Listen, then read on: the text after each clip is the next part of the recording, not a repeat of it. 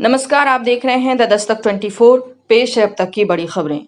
BJP विधायक ने राहुल की मानसिकता को विदेशी बताया। पहले रेप को संस्कार से जोड़ा था। बलिया से भाजपा विधायक सुरेंद्र सिंह ने अब कांग्रेस के पूर्व अध्यक्ष राहुल गांधी पर व्यक्तिगत हमला किया है। उन्होंने रविवार को एक बयान में राहुल गांधी की मानसिकता को विदेशी बताया। इससे पहले सुरेंद्र सिंह दुष्कर्म को संस्कारों से जोड़कर विवाद खड़ा कर चुके हैं। बिहार में बीजेपी जेडीयू गठबंधन तय। जेडीयू 122 और बीजेपी 121 सीटों पर लड़ेगी चुनाव। जेडीयू अपने हिस्से में से 5 सीटें जीतन राम मांझी को दे सकती है।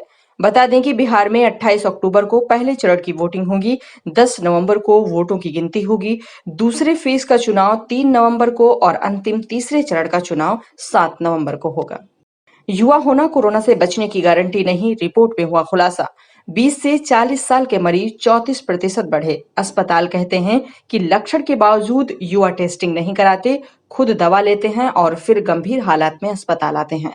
अस्पतालों में युवा कोविड मरीजों की कतार लग रही है। हेपेटाइटिस सी वायरस की खोज के लिए चिकित्सकार Nobel Harvey J Alter Michael Houghton Charles M Rice को गौरतलब है कि हेपेटाइटिस सी लोगों में सिरोसिस और यकृत कैंसर का कारण बनता है। इस पुरस्कार के रूप में प्रशस्ति पत्र के साथ $10 लाख की राशि प्रदान की जाती है। यूपी पावर डिस्कॉम के निजीकरण के खिलाफ 15 लाख बिजली कर्मचारी कल एक दिन के हड़ताल पर रहे। इन कर्मचारियों में जूनियर इंजीनियर, उप विभागीय अधिकारी, कार्यकारी इंजीनियर और अधीक्षण अभियंता भी शामिल थे। बिजली कर्मचारियों ने चेतावनी दी है कि अगर केंद्र ने इस फैसले को वापस नहीं लिया तो अनिश्चित काल के लिए काम का बहिष्कार किया जाएगा। भीम आर्मी के चंद्रशेखर आजाद ने की यूपी में राष्ट्रपति शासन लगाने की मांग। सीबीआई को कहा सरकार का तोता। हाथरस प्रकरण को लेकर उन्होंने कहा कि उन्हें सीबीआई जांच पर भरोसा नहीं है।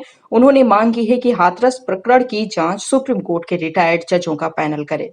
यूपी के हाथरस में हुई घटना के बाद विपक्ष ने लगातार सरकार पर हमलावर रुख अख्तियार कर रखा है। वहीं सरकार का कहना है कि यूपी में विदेशी फंडिंग के जरिए जातीय दंगा करवाने की साजिश रची जा रही है। इस मामले में ताजा जानकारी के मुताबिक निर्भया केस में सभी बलात्कारियों का केस लड़ने वाले वकील एपी सिंह अब हाथरस केस में आरोपियों की तरफ से वकील के तौर पर लड़ेंगे केस। सुशांत मामले में एम्स ने सीबीआई को सौंपी रिपोर्ट। एजेंसी ने कहा अभी जांच जारी है चूंकि ये कानूनी मामला है। ऐसे में मेडिकल बोर्ड द्वारा प्रस्तुत रिपोर्ट पर कोई भी इनपुट सीबीआई से ही प्राप्त होगा। वहीं इस मामले में एम्स के डॉक्टर सुधीर गुप्ता ने कहा है कि हत्या या आत्महत्या का निष्कर्ष निकालना मुश्किल है। उन्होंने इस मामले में फॉरेंसिक जांच की जरूरत बताई है। ब्रिटिश पीएम ने क्रिसमस तक कोरोना महामारी बढ़ने की जताई आशंका। रिकॉर्ड तोड़ आ रहे हैं नए मरीज। देश भर में बीते रविवार को करीब 23,000 नए मामलों की पुष्टि की गई है। दूसरे दौर की महामारी की चपेट में आए इस यूरोपीय देश में रोकथाम के लिए कई सख्त उपाय किए गए हैं। समर्थकों से मिलने पहुंचे अस्पताल में इलाज करा रहे राष्ट्रपति ट्रंप, उठाया गैर जिम्मेदाराना कदम।